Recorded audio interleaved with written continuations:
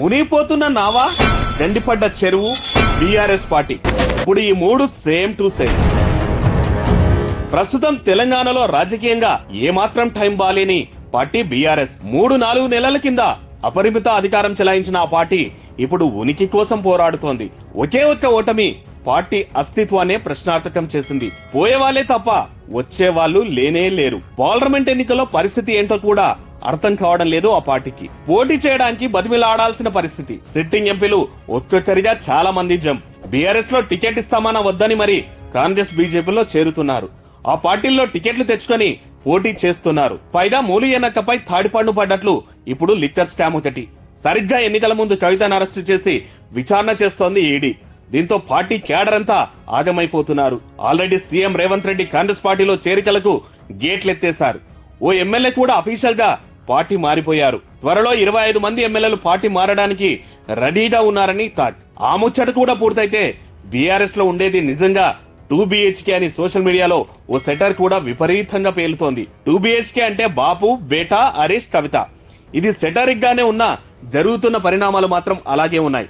మొత్తంగా రానున్న 2 నెలల్లో బీఆర్ఎస్ ఖాళీ కావడం మాత్రం ఖాయంగా కనిపిస్తోంది. ఇక బీఆర్ఎస్ ఖాళీకి తోడు ప్రభుత్వంలో ఉన్నప్పుడు చేసిన అవినీతి కూడా కేసీఆర్ అండ్ కోమెడకు చుట్టుకుంటున్నాయి. కాళేశ్వరం, ఔటర్ రింగ్ రోడ్ టెండర్లు, HMDA అవినీతి, ఇలా చెప్పుకుంటూ పోతే ఎన్ని స్కామ్లు. వీటిపై దర్యాప్తులు కూడా స్టార్ట్ అవుతున్నాయి. లోక్సభ ఎన్నికల తర్వాత వీటిపై విచారణ కూడా స్పీడ్ అయ్యే ఛాన్స్ ఉంది.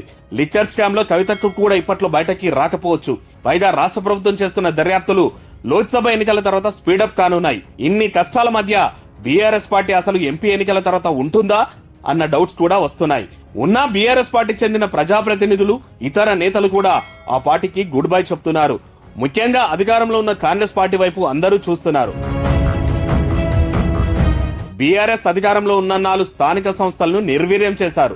నిధులు ఇవ్వకుండా ప్రజాప్రతినిధులను ముప్పతిప్పలు పెట్టారు. ప్రజల నుంచి వస్తున్న ఒత్తిడి తట్టుకోలేక మరోవైపు ఫండ్స్ రాక చాలా మంది అప్పులు తెచ్చి మరి పనులు చేయించారు. వాటికి ఇప్పటికీ బిల్లులు రాలేదు. కాంగ్రెస్ ప్రభుత్వం వచ్చాకే కొద్దిగా పాత బిల్లులను క్లియర్ చేస్తూ వస్తున్నారు. ఎంపీటీసీ, జెడ్పీటీసీలను అరచేతిలో స్వర్గం చూయించిన కేసీఆర్ వారిని ఎటు కాకుండా చేశారు.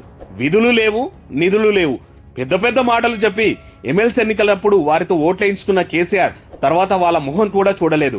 ఇక కౌన్సిలర్ల పరిస్థితి అయితే అత్యంత దారుణం.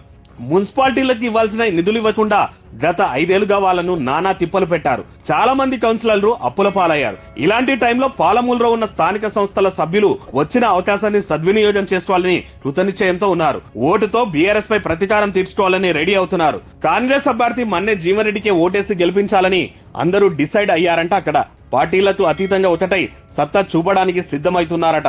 మన్నె జీవన్ రెడ్డి గెలుపు స్థానిక సంస్థల ప్రజాప్రతినిధుల ఆత్మగౌరవానికి మలుపంటున్నారట. ఇప్పుడు ఇదే వారి నినాదమట. మన్నె విజయం సాధించడం ద్వారా తమ సమస్యలు పరిష్కారం అవుతాయని భావిస్తున్నారు ప్రజాప్రతినిధులు. సీఎం సొంత జిల్లా పాలమూరులో మన్నె జీవన్ రెడ్డిని గెలిపించి రేవంత్ రెడ్డికి తిరుగులేని కానుక ఇస్తామంటున్నారు. గుద్దుడు గుద్దుతే ఇక బీఆర్ఎస్ అడ్రస్ కల్లాసే అంటున్నారంట వాళ్ళంతా.